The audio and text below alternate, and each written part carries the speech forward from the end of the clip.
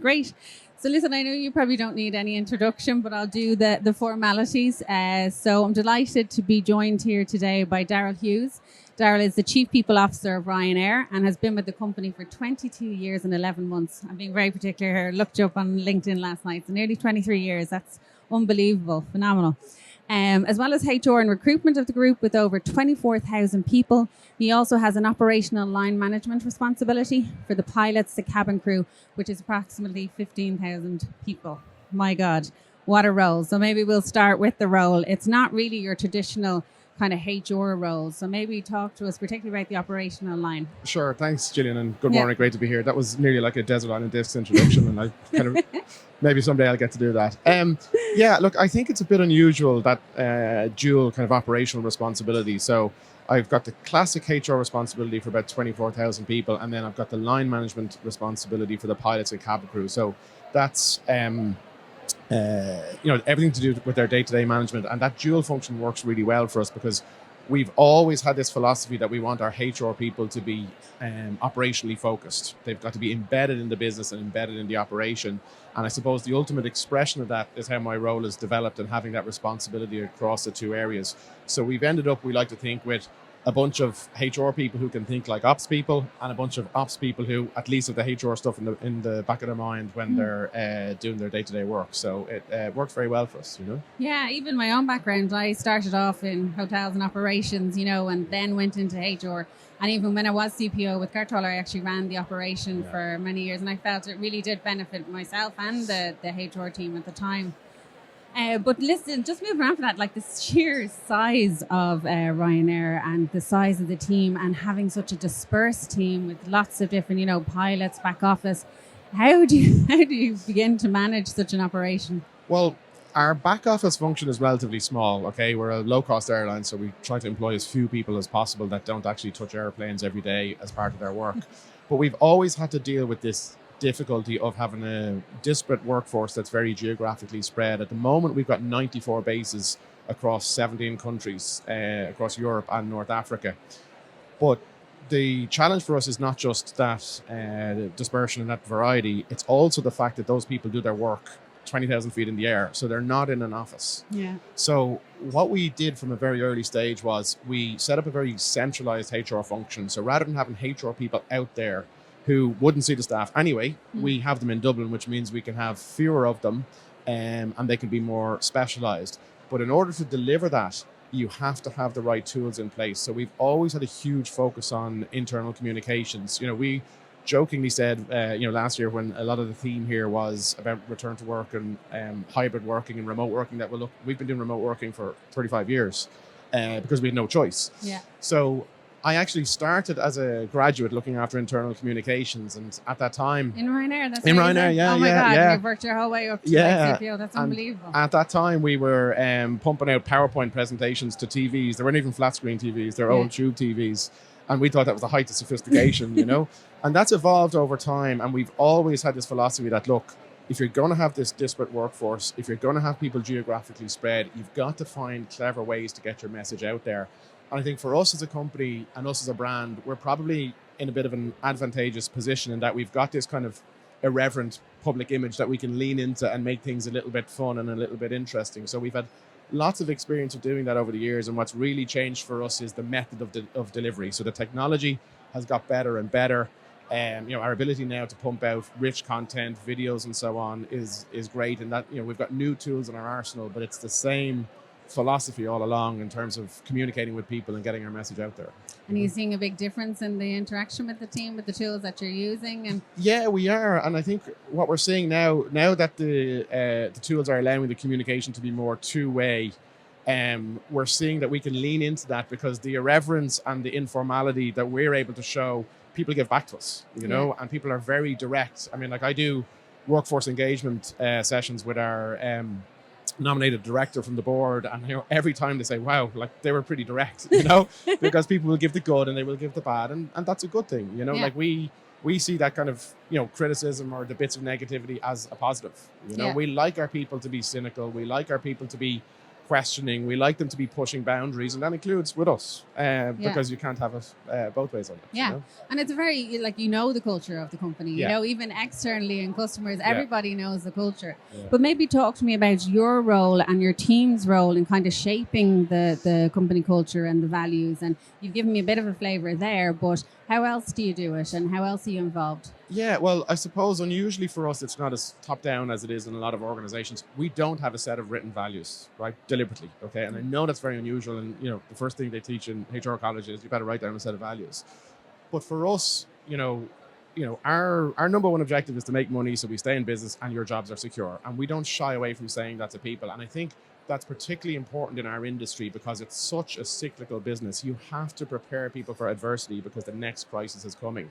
So we see our role in HR as reinforcement rather than dictating to people what the culture is. People will see it every day. I mean, we hear a lot about, managers are the filter through which what HR thinks the culture is delivered. And, we see that a lot. So, we see the culture out there day to day. People know it's about cost. People know it's about operational efficiency. And our job is to facilitate that and to help how it's delivered through the communications messages, through initiatives that are out there. But we don't write down, we're not writing down on a piece of paper, we're a low-cost airline and, sticking it on a napkin and putting it in the canteen and think, hey, that's our job done, you know? So, so that's how we see it.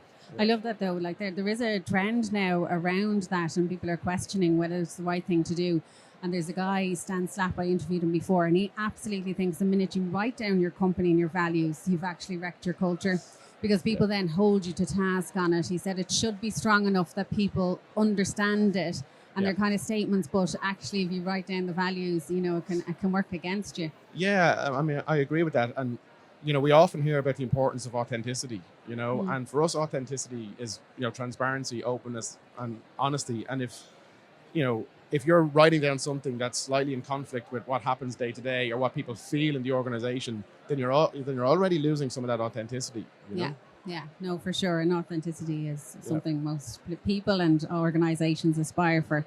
So maybe also just talk to me about how HR is evolving within the airline industry, or maybe some of the trends that you're seeing. It might not just be specific to the airline industry, but what you're observing. Well, I think like every industry, HR has been on a journey from being process driven to, being more core to what the business does. And I think that's especially the case in the aviation industry, where a lot of HR departments have grown up as the people who did the IDs. We're in a regulated industry, different to a lot of organizations.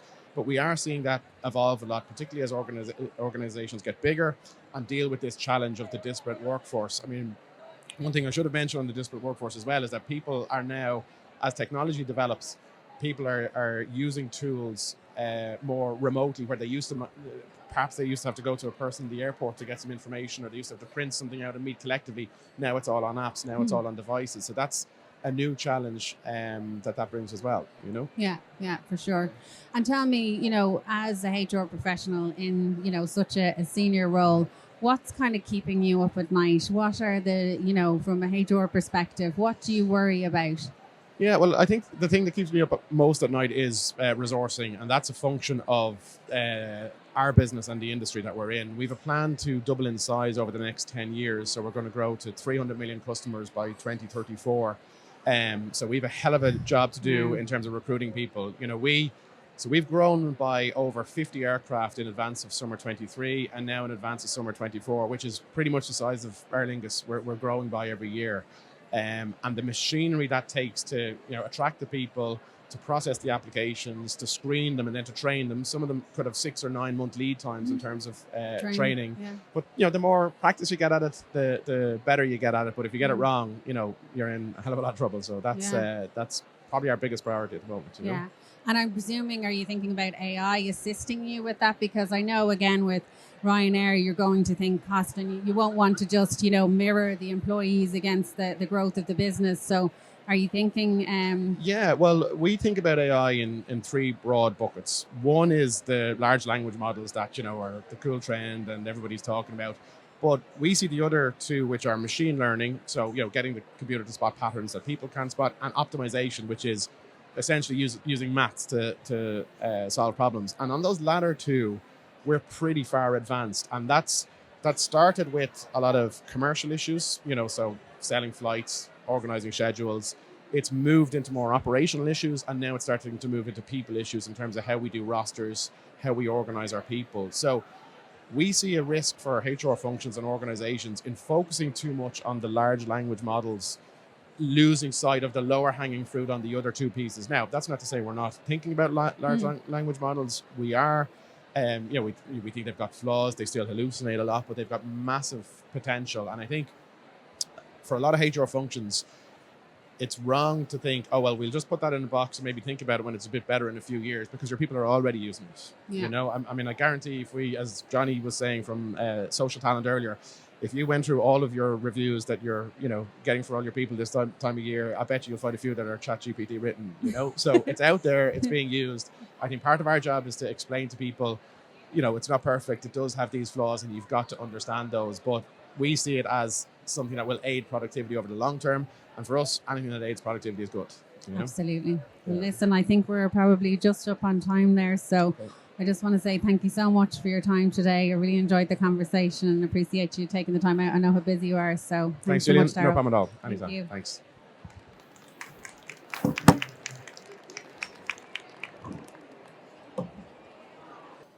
I don't think the mics aren't.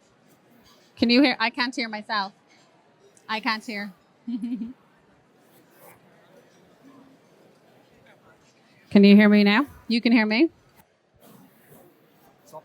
They're switched off, probably. They go off when the transmission stops. So. Are yours on? Can you hear yourself? I can't hear myself. No. Can you hear me? I can't hear myself. I can hear you. Testing.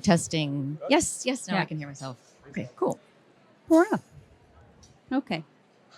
So you good to start? Yes, I am. Brilliant. So listen, thank you so much, Stephanie. Wonderful to have you on our podcast today. I know how busy you are and you're actually up on the big stage after this, so appreciate you taking the time out. So for everybody listening in, this is Stephanie Prendeville. She's a seasoned HR and development professional with over 25 years experience. She has played a key role in evolving HR from a support role to a strategic partner across various industries, including pharmaceutical, financial services, and technology. Before starting her own consultancy practice, Stephanie has been CPO at EY Ireland and by Media Holdings. By Media. I knew I'd get that wrong. I even put it in, spelled it correctly. But anyway, Stephanie is known for her work as a speaker and facilitator, especially in the areas of AI enablement and leadership. So such a topical, even for the whole conference, AI, and particularly in the area of HR. So delighted to have you here today. I suppose I'll start off with, I read an article that you wrote on LinkedIn and I thought it was really, really good. So for any of our listeners, please do log on to LinkedIn and look up Stephanie's profile and the article, they'll find that there. But you talked about 3 categories that people tend to fall into when thinking about AI. So maybe you could talk us through the 3 categories and how you think about it. Happy to. And just to say, I'm delighted to be here. So it's great. Thank you very much. I started to research into AI and really try to get my head around it last year. And the more HR leaders and business leaders I spoke with, I started to see people falling into one of 3 camps. One was, I'm kind of afraid of it, either because it's going to take all of our jobs or some jobs, or that there's going to be some kind of human extinction event coming about of robots taking over. Don't be. I will talk about Terminator a little bit in my talk in a few minutes, but there is a fear that's there. But there's also there's a second camp then of people who've tried it, but don't get it. So they've gone in, they've put a couple of questions in, and they've said, well, I don't understand what all the hype is about. I don't know how to use this. And then there's a third group that think this is the greatest thing that has ever happened in our lifetimes and is going to shape what's going to happen in our lifetimes and in the generations to come more than anything ever has. And those people, by extension, already have a certain level of understanding. So I started to realize very quickly the correlation between the people who have a fear of it and the people who haven't tried it very much. Is that true for you, Gillian? Yes. No, I definitely fall into the first mass world extinction. I know, not that extreme, but I am frightened, a little bit frightened. Now, I'm doing my best to come out of that camp and probably head into camp 2. But maybe talk to me, because I know that you really want to move people along into the different categories. So how would you go about doing that? Or what do you do to... Great question. Yeah. Great question. I was on a conference a couple of weeks ago, and one of the other speakers had said they were afraid about AI. And I said, and I went up to her afterwards and said, I loved everything that you had to say, but please stop telling people that, to be afraid of AI. The potential for good outweighs the potential for harm so significantly. And there's a huge amount of legislation that's in the process of coming down the line that's actually going to put a lot of protection, and perhaps even a little bit too much protection. But setting aside those kind of protective things, if you even just think for your, in your own mind what AI can actually do, try it. It's not going to bite you. So if you go in there and just explore it, it makes a really big difference. I've had a lot of parents say to me they're afraid their children are going to become lazy learners. Yeah. I've had a lot of employers say they're afraid their employees are going to become lazy, that they're just going to rely on AI to do everything. AI can take away the mundane admin, repetitive stuff that nobody really enjoys doing and can free us up to do value add. As a parent, it can give you more time, quality time with your kids.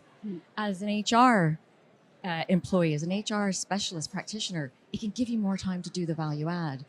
But you have to be able to understand it. So to move out of the camp fear into the camp, this is the greatest thing ever, you've got to go out and trial it. Yeah. And your teenagers are really one of the best places to actually go in, because they're not afraid, and your younger employees, your Gen Zs, they're using it. Yeah. And you touched on it there, with HR and taking off some of the tasks and that.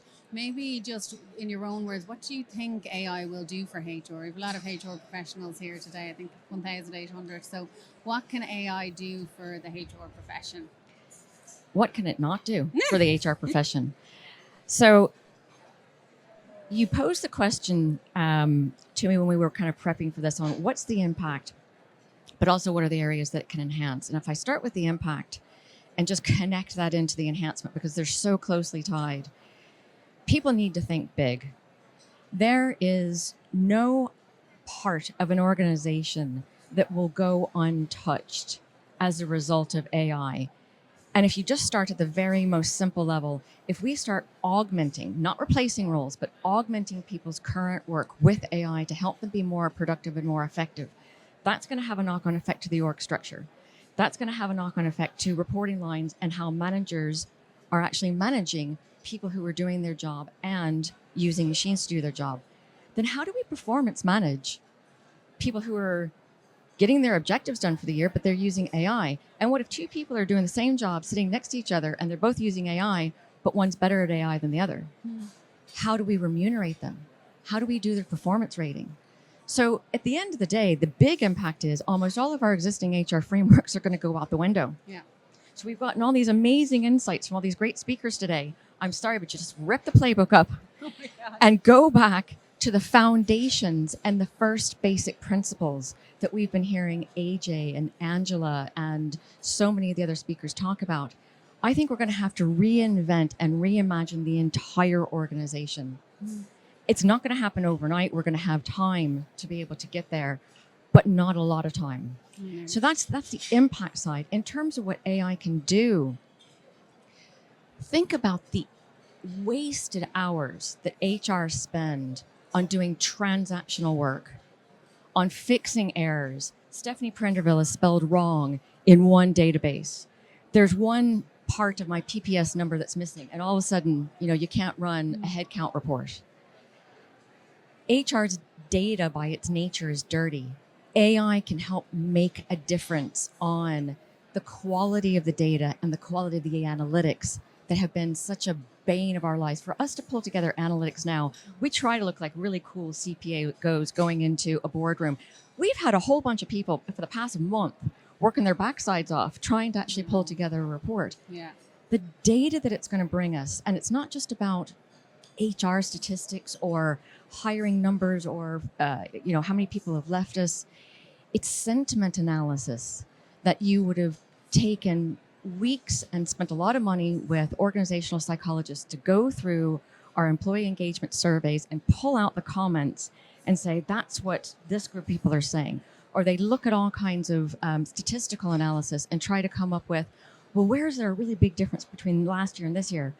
AI can actually do that this fast.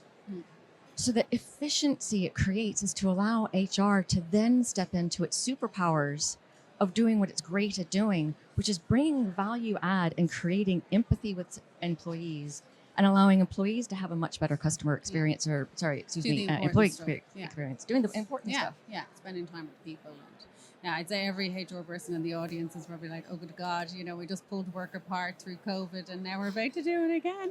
Oh, COVID was the warm-up. Yeah, I know, yeah. But the other thing I was going to ask you, just to follow on for that, so I'm in HR. What do I need to do? How do I need to better myself to be able to, keep my job and keep pace? What kind of courses? Is there things that I should be doing? Things I should be looking up? And it's not. I'm already doing lots of stuff. I have to, and that's the thing, is everybody is so busy, and the number of HR professionals I talk to say, "Yeah, I'm going to get to it," and they don't have a chance to. If you think about some of the skills that you need for an AI-enabled world, you're really into the power skills that we've been talking about this morning and that we talked about at Base Camp yesterday, which are your core basic emotional intelligence skills. Curiosity. So bringing your curiosity to what you think AI can do for you. If you're trying to chase what you're reading about just to learn the technology, you end up getting kind of a shallow experience. Whereas if you start to say, well, I'm hearing about this stuff, gosh, I have a report coming up and I don't have a lot of time. I wonder, could I actually get ChatGPT to help me write an outline? Now, you never want to put your personal information, any of your employees' personal information. I would never even put my company name up, nothing proprietary. Really? So you're putting generic information in. Yeah. Very, very generic. But if you actually say, everybody knows that. So for example, I was meeting with a client earlier this week and I was a little bit tight on time. And I thought, okay, well, I actually have all the facts here. So I put into GPT, okay, this is the client, not who they were, but this is the kind of area that I'm working on. These are some of the challenges this person actually has. Write me a proposal along these kind of timelines and frameworks so that I can then explain what my offering is. And it did it for me in 2 seconds. And granted, I spent another half an hour refining it, making it mine, but it saved me probably 2 hours worth of work. Yeah. And to connect your learning with your curiosity, I think is one of the best ways to use your power skills and to use AI. But if I give you some practical places to go in addition to using your curiosity to fuel it, AI Ireland is a podcast that's done by Mark Kiely. He started it in the past couple of years, and Mark is very well known within the technical side of the AI thing. I went along to his conference a couple months ago and was the only HR person in the room, and they all looked at me like I was from Mars. But they all welcomed me in and said, oh, this is great. We have an HR person here. So his podcast is every couple of weeks and very, very good, succinct, and all about Ireland. So that gives you a really good foundation. There's also a podcast out of the States called AI Today. And it's run by a company called Cognilytica. And even though they do promote their own AI project management course frequently during the podcast, I'm willing to listen to that advertisement because the caliber of what they're giving you is so good. You can go back to their back catalog from 18 months and choose by title. They have a glossary section. They have, what does a large language model mean? What does it do for us? How do you use AI? How do you use it in business? How do you use it through different functions? And then they have different guest speakers that come on and give you really practical use cases. So to me, they're almost like an on-tap library to be able to get into. And then staying up to date, newsletters. I must get 10 newsletters a day, and I'm literally getting very good at speed reading. Yeah. But AI is great at summarizing things for you. So you can also actually take a newsletter as public. There's nothing in a newsletter unless it's your own company's that you can't actually plug that URL into ChatGPT and say, can you summarize the key points for me? And the cool thing about ChatGPT, I don't even think you have to have an account for this. You can create your own GPT. So you go in underneath settings once you actually log on and create an account. And it'll ask you if you want to put in a profile. So I put in a profile that says, I'm an HR consultant in leadership and in helping organizations get up to speed on AI. And I always want you to cite facts for me. I always want you to give me your sources, and I want it to be relevant for HR professionals and HR leaders. So when I'm going in and asking ChatGPT questions, I don't have to repeat that every time. Yeah. So you can actually do that when it comes to things like newsletters. You can say, when you're summarizing for me, I want you to be able to give me these kinds of key points. So AI just there's an on-tap level of efficiency, but it just takes some time and a bit of creativity to get into it. Well, that's amazing, and I think it's a good spot for us to just finish off because we're coming up on the 15 minutes. So, listen, how does it go so fast? I could talk about it all day. I know, and it's brilliant that you gave such practical tips and things, because I think that's really helpful for people like myself. You know, I'm definitely moving into Camp 2, and we're going to stay in touch for sure. You're going to help me. I am going to help you. Yeah, but I think it's just having practical things that you can do, because even I did want to do it, but I just didn't know where the reputable ones to start. And getting started's the hard part. Yeah. Exactly. Yeah. It's great, Gillian. Really enjoyed being here. Me too. I really enjoyed it. And thanks for taking the time, and best of luck on the big stage later on. Great stuff. Thanks very much. Bye. Okay, thanks.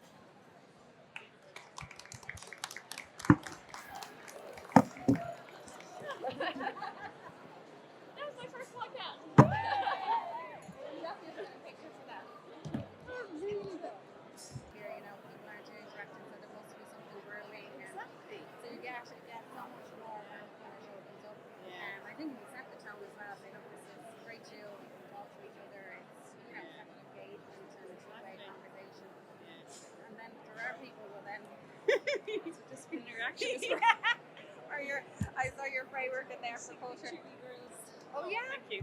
Will we put our headphones on or no? I get the brand. Okay. Just get the brand.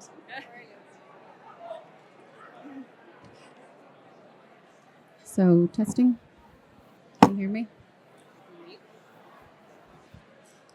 How's that for you? Yeah, Just perfect. about okay? You. Wonderful. Yeah. Great. Okay, so we're good to go. So I know you probably don't need any introduction, Anne. Everyone has seen you on the main stage there earlier on. You did a great job, but I'll do a little intro that I've prepared for you. So Anne is Chief People Officer at Aer Lingus. She has over 20 years experience in HR, having worked in finance, technology and consultancy sectors before the airline industry last year. She's worked in organisations as diverse as TSB Bank, Accenture and Twitter prior to her current role. She has a Bachelor of Commerce degree and a Master's in Organisational and Social Psychology. She is passionate about two things in business, which is people and performance, and uses data and analytics to underpin decisions that facilitate both people and organisations reaching their potential. Anne is proud to be non-exec director of the Special Olympics in Ireland. She's also co-authored a book on how to be a CPO, which launched last year. She also has 3 teenage children and a cockapoo as well, Brody. So I'm like in total awe and feeling, how do you do it all? Well, I'm here for break today. I'd say so. Absolutely. So listen, I mean, the first question is quite obviously, what a career. Congratulations. Well done you. And maybe do you want to tell us about it? And, you know, because moving from finance to technology to the airline, like it's lots of different industries and a phenomenal career path. So it is. Thank you for the introduction and thank you for the invite to chat. It's been a wonderful career, Gillian, and some of it was planned, some of it was, taking the ball on the hop as if something happened. So I originally did a BCom degree. I didn't know what I wanted to do in business, so my final year subjects were industrial relations, HR, banking and finance. I fell into finance and I was a banker for 7 or 8 years. And then I decided in my late 20s, I should have done HR. So many people ask me why, what was the trigger? And I actually don't know, just obviously some kind of a gut instinct. So I went back to college and I came out the other side of 30 and started my HR career. So I've been lucky to do it across a number of industries, and I kept falling back into banking, I think, just because it was in my DNA from that first 7 years. And the one theme, the common thread through all of it is humans. It's people, really. And I think doing HR is like, it's like having a trade. It's like being a tiler. You do the same thing, but in just different environments. So obviously being a banker, led me back to banking every so often. I was lucky enough to do a stint in Accenture, which was wonderful to see the consultant side of the house, and then a couple of stints in tech, so Twitter and Google, which were really interesting. And then Lingus came knocking. So it has been a wonderful career. And as I say, some of the moments were pull moments, some of them were push, if I'd reached sort of everything I needed to do and could do. And ultimately it's landed me here, but it's been, I'm proud of it. Yeah, and so you should be. Is there anything that you think, kind of got you to here? Do you think it's that you didn't go into pure kind of HR at the start? Or is there anything you could share with our listeners about what you believe was kind of, that really projected you to where you are today? So I don't think there's one perfect path. I was in PTSB when the head of HR changed, and the person who came into that role had been in retail banking his whole career. So I think having an empathy for people and humans really is at the core. We all know HR is a hard job. You have to be very often the critic in the room, the challenger. Equally, you have to be the cheerleader. You have to be the confidant. So it's a tough outstation. But I think what I get from it all the time is people performance and thriving and being their best and reaching their career highs. I love that. That's where I get my energy from. Brilliant. So it doesn't feel like hard work to you. That's for sure. Well, most of the time, maybe. We'll say that here. Yes. Which leads me on to this wonderful book that you have written. And for just everyone listening, it's a great book. It's How to be a Chief People Officer. And I love the way you've written it and how you've laid out the chapters, and you give great frameworks and summaries. So if anyone's listening in, it definitely is one to grab. And I would highly recommend it. As I was saying to you, I do a lot of mentoring and coaching, and I'll be recommending it to some of my clients, because I think sometimes as a chief people officer, you're like, oh, where do I find this stuff? And it's actually online. There isn't great resources, and some are so, particular to the organization. So even from your network, you can. So you do feel a little bit out there. So it's a great book. So well done. And I don't know how you did that with the dog, the 3 kids, and the career. But anyway, that's for another conversation. So maybe do you want to tell us the story about how the book came about? And yeah, I can, absolutely. And it came in a moment when I wasn't working, just so I don't feel so inadequate. So what happened was I finished in Twitter in June of 22, and I took a wee break, which was lovely. And then my cousin, Jennifer Geary, contacted me. So Jennifer is a superstar. She grew up in Dublin, but she's had her whole career in London. And Jenny has been a CFO originally in Barclays, and then she moved to be a COO and then a CRO. So I was visiting her in London, and I was congratulating her on writing 2 handbooks. So she wrote a handbook, How to be a COO and How to be a CRO. And I was just asking her about it. And she said, well, Anne, I took those jobs, and I didn't have a single place to go to find, exactly as you say, just where is it all in one place? A little bit of everything. So she wrote those 2. And I said, well, you should write the whole C-suite. And she said, well, I don't have the technical skills for some of them, but I know somebody who might. So part of it, Gillian, just came at a good time. I was in between jobs, and Jenny was great. One of the main things that I think really helped was she had a structure to her other books. So in many ways, I was filling in the gaps, which is great. So I started writing. I actually think it really helped me at a moment in my career where I probably had it all in my head, and actually forcing it into chapters and sections really helped me just to sort of crystallize my thinking a bit.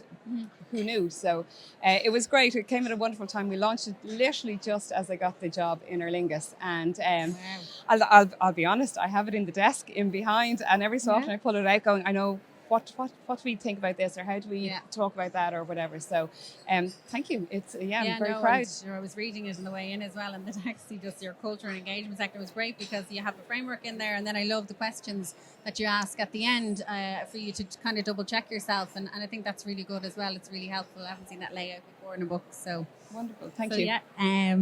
So then the other thing I was going to ask you, like just in keeping with the CPO, because obviously with doing the book, what do you think is the common misconception with CPOs?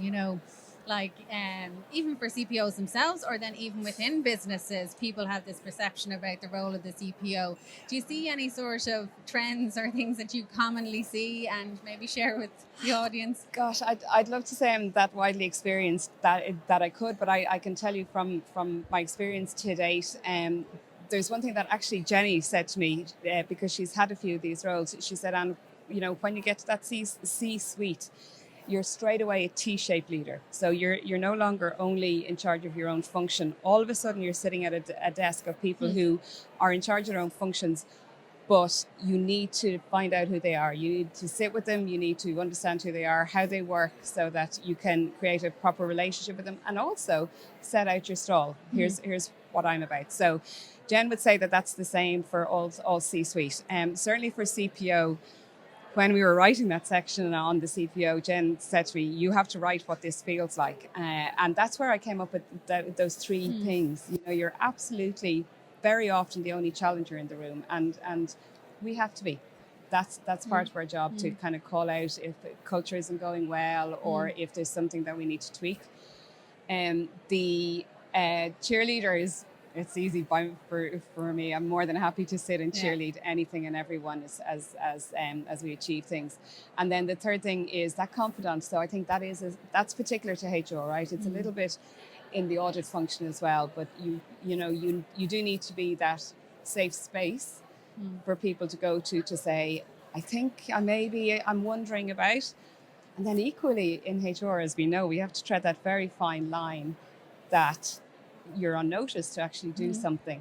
So, I mean, something I do, and probably since my HRBP days, is very often, if I know I'm heading into something that's going to be a conversation like that, I will start by saying, I'm absolutely here for you, but do know if I hear something that I feel that I'm going to need to do something with, I'll try and tell you in advance. And that's how I start. So I think that's part of the trickiness and part of the navigation that all HR folks probably need to go through. It is, and when you even call those out, like you've seen where people haven't been successful, they maybe, have been the challenger but haven't been the cheerleader, haven't been the confidant but maybe the cheerleader, and so you really do need the combination of all. And if you only have one or two, like, you're not going to have the level of influence or trust within an organization. And it can be quite lonely as well, because you need to be close to the people and care, but then there's that fine line where, like you said, you have to have the difficult conversations. So you do. So it's not easy. So I'd love to know from your perspective, because again, you've written the book, you've had lots of different roles, and you're very clued into the industry, the HR profession in general. What keeps you awake at night? What are you worried about? Oh gosh, a few things, and they came out earlier on the stage, and actually they're themes that are running through. Certainly I feel for our manager layer. I really do. When I started work, your manager was always there. They role modeled, they did things, and you copied and you learned. Now our managers are, as I said earlier, coaches, mentors, philosophers, financial advisors. And by the way, write a strategy and and be there for your team. So we need to figure out a way to unburden our managers and let them get back to the day job. And AI and technology all can and should leverage that. So that's definitely one thing that keeps me awake at night. I think another thing is making sure that the people function and the people team is given the plaudits that it deserves. We work very hard. We do a lot of things. We do a lot of work that most people don't need to do, nor would they do. And I've been on the journey so when I started working in HR, it was literally a locked door in an ivory tower in the corner. What goes on in there? Oh, people write things. So we've broken out from that happily, and we need to more and more get into the business and go back to putting people at the center, and who better it's in our gift, our HR gift, to do that and enable that and empower people to do that. So finding a way to make sure that the HR team, the people team, are branded correctly and are seen for the impact that they have. And oh gosh, I'm sure I've a third that keeps me awake at night. Like inclusion and diversity, really. I thought the conversation earlier, and even the question being asked around diversity inclusion, really still, are we not there yet? We're never going to be there because there's always going to be a voice that needs elevating. And we want to elevate all the voices because that's what makes better outcomes. Yeah. Aside from the it's the right thing to do, and aside from, the empathy and everything else, businesses need all the voices to make the biggest and the best decisions. So there are three things that keep you awake at night. And you never know when it's going to be your voice that needs to be, and you need that support. Like you never know when something comes up that you need the support. Yeah. Yeah.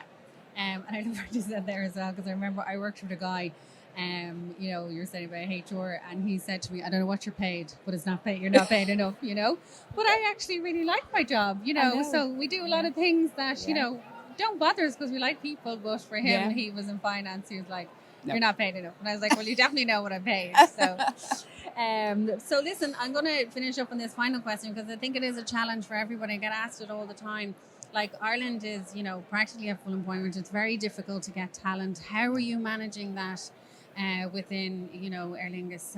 What have you any tips or hints or help or anything for our listeners? So, yes, it is an issue for sure. We're lucky in Aer Lingus. We've got a wonderful brand. We have I'm still learning the ropes, but we have this very interesting, huge spike of hiring at the beginning of the year every year because we put on lots more flights. But we have returners who come back year after year. They work for the summer and then they finish up. They do something else for the winter and they come back. So we do have that wonderful returning group of people, and they only come back because it's good, right? So we're lucky that way. We're doing a lot right. There's pockets in the industry, like every industry, that we can't get enough skills. I'm a firm believer in trying to open out the talent pool as much as possible. So we are hiring aircraft engineers at the moment.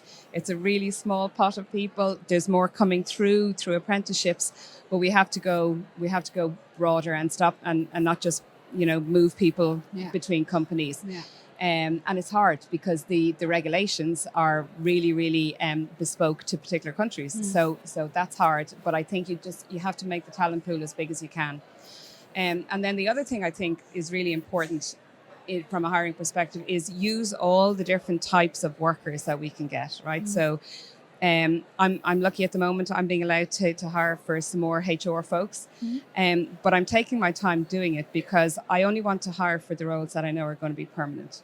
So I am using. I haven't really reached into the gig economy yet. I'm so curious about that. There's a pool of people who have chosen not to link themselves to a particular company, but they're extraordinarily experienced and want to come in. So I think digging into that talent pool, using AI, using all the smarts that we have to hire the best people. I think the lady earlier put up a really alarming stat around 82% of hires, we don't get it right. That was slightly alarming because you've got the cost, the time and everything else, and then you get them in and it doesn't work. So I think use all the tools you have for all the different types of workers.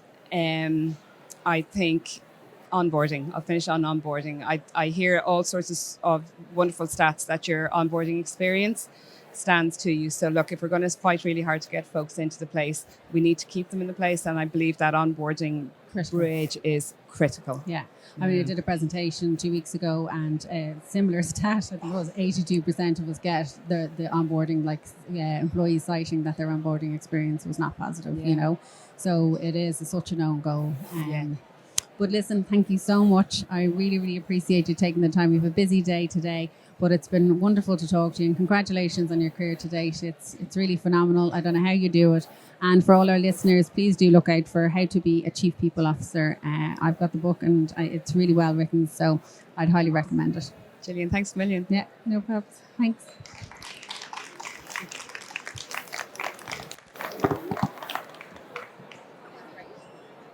Lovely. We can at least test and see if you can hear. Oh, okay, let's do that. You can hear. Oh, there's a delay. No, there shouldn't be a delay. Okay. So testing. Can you hear me? I can. Do you want to try yourself? And can you hear me all right? Yeah, it's a little bit lower. I'm just going to turn my earphones up. noise canceling would be even better. You can turn them. Can you hear me? Yeah, that's better. I think that's better. You probably did. Yeah. How's that? Oh, that seems loud. Is that loud? You can No, turn it's down good. Ah, here. A little higher. Oh, say something. And 1, 2, 3.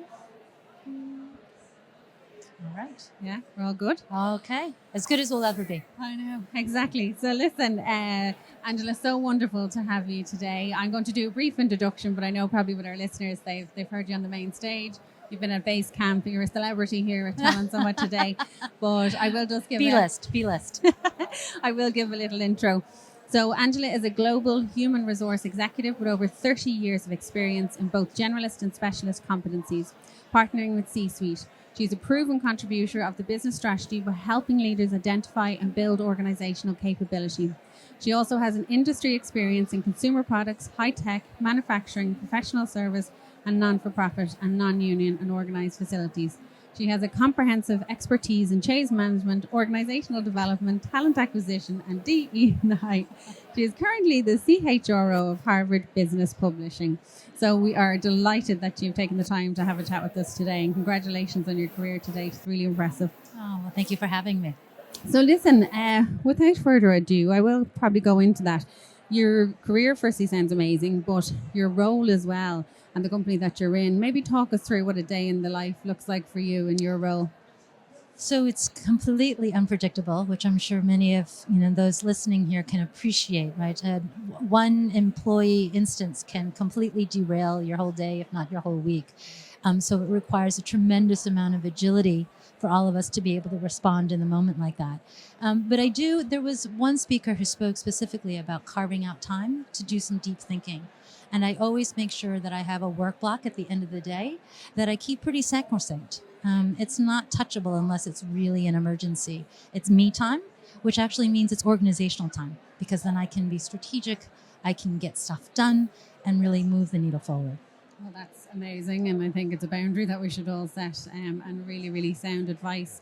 I'd also love to talk to you, because you've talked a bit today about hyper individuation, which I'm giving abbreviation HI. If you haven't thought of that. I don't know if it'll take off, but maybe for our listeners on the podcast, explain as a CPO, what should I be thinking about? What should I be organizing within my teams to get ready for this? Or even just to tell us what, in your opinion, it's about. Well, I think the beauty of hyper-personalization is that it's actually not that different from what you're already doing day to day. So you should be having regular conversations with your employees, whether that's one-to-ones or your quarterly reviews or your annual review or career discussions or coaching sessions. It's just leaning in more fully and being more intentional about the listening that you're doing. Do less talking, do more listening, so that you can understand where that person is.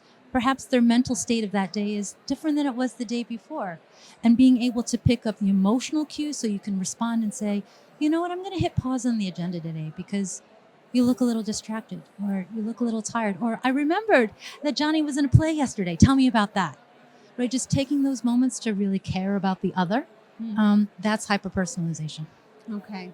And that's like when I think about, say, organizations, if I was the CPO of 10,000 people, I'd probably take to the bed. But, how would you begin to kind of implement this? I'm presuming, and from listening to you, people managers are key to this. So how, again, would you even go about implementing something like that? Or what would you do with your people managers? Because I presume it will be implemented through them and through the HR team. Yeah, it's really coincidental that you asked me that question, because I had said in an earlier session that actually my brand of HR is not one that would scale to a 10,000 person firm. I prefer the smaller, more intimate organizations because I like the immediacy of those interactions. But having said that, clearly there are organizations that are much larger and have to crack this nut.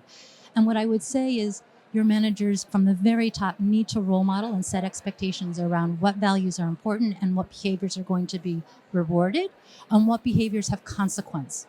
And that then trickles down and cascades through the rest of the organization. Because if you stick out like a sore thumb and there are consequences for that, people pretty quickly learn what's acceptable and what's not. So role modeling is probably the most effective way to scale good behaviors. It's better than training. It's better than punitive responses. It's really coaching people through those moments and saying, this is what good looks like. Amazing. And, part of your role, obviously, you deal with the C-suite as well. I do deal with them. Yes, that is absolutely accurate. I did choose my words. Yes, you did. So you have to deal with the C-suite. And, sometimes it's about we have to try and convince the C-suite about, the importance of this level of care for our employees, and we have to make these investments. Like, how would you go about measuring something like I'm going to call it hyper-individuation. We're getting shorter and shorter. How would you go about measuring that, and being able to feed it back to the C-suite to show the value that it brings and how important it is? So I'll get to that, but I want to take one step back. I've never been anywhere longer than 3 years, which for a very long time has been a liability for me. Only recently, right, has that been sort of like, 3 years, that's enough time to make impact. I sort of try to do as much as I can, and if I'm fighting an uphill battle, then it's not a good fit for me. So I need a C-suite who doesn't need convincing. I need executives who are already there with me. I will do that for a year. If they bring me in and they say this is what I want, I'm going to test that promise. And if they don't deliver, peace out. I've got other places to be. I want to be somewhere where I can add value. I'm not here for the money. I'm here for the gratification of doing really, really good work. So for me, it's table stakes to have a C-suite that's already bought in, because then they amplify, they multiply any of the work that my team and I might do, which is then measured through engagement surveys. It's measured through the one-on-one conversations. It's measured through exit interviews, through your attrition rate, through how many people you're upskilling, the level of burnout. I mean, there are 100 dimensions. But again, back to hyper-personalization, I think that's where you get the true stories. And that's why I like working in a small organization, because people will tell me what's happening for them at the front line. Amazing. That's a brilliant answer. I love that. C-suite. I need a C-suite that do not need convincing. And that's what we need to work for. You also spoke heavily, and actually throughout the conference as well, it's come through, and I see it myself, just the level of pressure that people managers are under, and we talk about that we need to be aware of that and we need to help them. Have you any, again, maybe some practical hints and tips that any of the HR professionals can take away that would really, like in your view, would help alleviate the pressure that they're under? Because really they are the core of the organization. They, it all rests on their shoulders. It does, doesn't it? Poor things. So this past year, my team has really taken charge of the corporate goal setting process. And we wanted to make sure that there was linkages all the way throughout the organization, from the corporate strategic level all the way down to the front line. And why is that important? Because then we can make sure that people are laser focused on the things that really matter. We've talked about doing more with less. I think that's the wrong question. It's how do you do more of the right stuff and none of the bad stuff? Yeah. None of the stuff that doesn't add value. So instead of saying do more with less, keep squeezing more, that's a dead end. Mm. So we actually have to triage. We have to vet all the stuff that's non-value add, which is why AI is going to be so revolutionary, right? You shouldn't be scheduling interviews. Stop that, right? What are the things that you can outsource to technology, because that will only get cheaper and faster and likely better. Mm. So I think, really it is about being laser focused about what's important, what's your mission, why am I here, how can I contribute, and how does it bring me joy to do this work? Yeah, I love that. Bring me joy. The other thing I was going to ask you there is absolutely the people managers are being squeezed, but I'm presuming, and I shouldn't presume, you're feeling that HR are probably in that same category too, that they're being squeezed and a lot of things are being put on their shoulders.